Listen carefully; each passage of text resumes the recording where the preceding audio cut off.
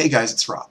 266 days until I turn 30, and I've found a pretty cool tool for helping me start to outline the second book that I'm trying to write. We'll talk about that right after the check-in. Uh, Down half a pound. Did a lot of exercising to keep it down as far as it went. Still having trouble resisting, just the snacks and the, little treats here and there that I think are still kind of pushing me out of alignment. I missed that day when I hit like 223 point something. That was really cool. So hopefully I can get back there if I can find that extra element of willpower. And Novel editing still in progress. Short story beta reading handed off to someone, like I said before, and outlining for book 2 because I feel like I'm close enough to done with book 1 that I can at least start thinking about that very concretely. I did a little bit of it a while ago as well, as I probably mentioned, but taking some more concrete steps, getting things in order. And I had kind of gotten hung up on the outlining, so I decided to try kind of a different approach with it.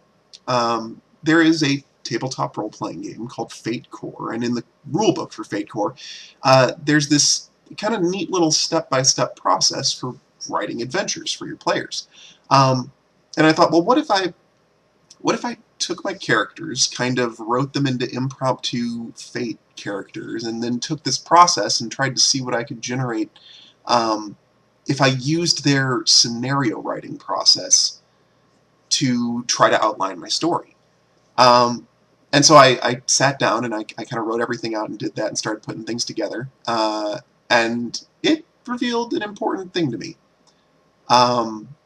Right now I'm looking at like 3 point of view characters for book 2, and I figured out very quickly that one of them does not have the personal investment necessary to carry book 2. Like, I sat there and I was looking at her traits and what's going to happen in the story, and the only thing I could conclude was she can't be a narrator in this yet. Like, she has still got to be kind of secondary and off to the side. We can't get in her head yet. She just doesn't have the propelling incident. She doesn't have the thing that's like going to create, drama central to her character to put her really in a central part of the story. So after like mulling that over, like, I sat there and I was like, "Are you sure?" I thought to myself, and I kind of looked over what I've thought about as the events for book 2.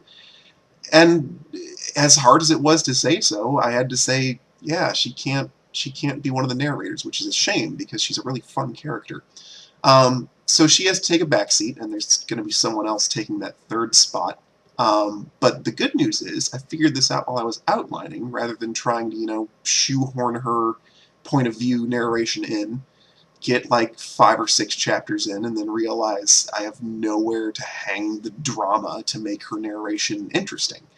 So that's good. Outlining is a powerful thing, and I guess the lesson here is there are valuable tools all over the place to help you with writing, to help you see your creations in a different light, to look at them from a different angle. Some of you know I'm like super into personality tests. I love the way that they make you ask yourself questions about how you're behaving. Likewise, you can find things in strange places, even in tabletop role-playing games in this case, that will help you think about plot and the needs of a dramatic story in a different way. And so I ended up super glad that I took this chunk of rules guidance from this game and tried to run my plot through it, because it helped me realize I was going to make a huge mistake if I kept on trying to shoehorn the narrating character in that I wanted to use. So no worries. It's actually I've got someone else who is much more personally invested in the events that are about to happen, and will also provide a great angle for the story. And we're gonna have, I think, 2 female POV characters and 1 male POV character. So that's gonna be kind of cool. Very heroic people all around. And yeah, I will link in the section below there to that scenario building guidance that is in that Fate Core rulebook. So in the event that you're doing any kind of creative project or something like that, you can give it a look yourself. It's actually kind of an interesting way to do it. You kind of compartmentalize their character traits and then start pitting traits of people with traits of other people, or traits of people with traits of scenes or themes in the book, and you see where the fire is, as it were. I'm glad I did it, because every place I put her there was no fire. So I will link to that below. And that's it for me as far as this goes. Expecting to stream tomorrow, Sims 3 as usual, 10 a.m. U.S. Central Time. And that's it. That's everything. Until then, best of luck in your own endeavors, whatever they may be, and I'll see you again on Thursday.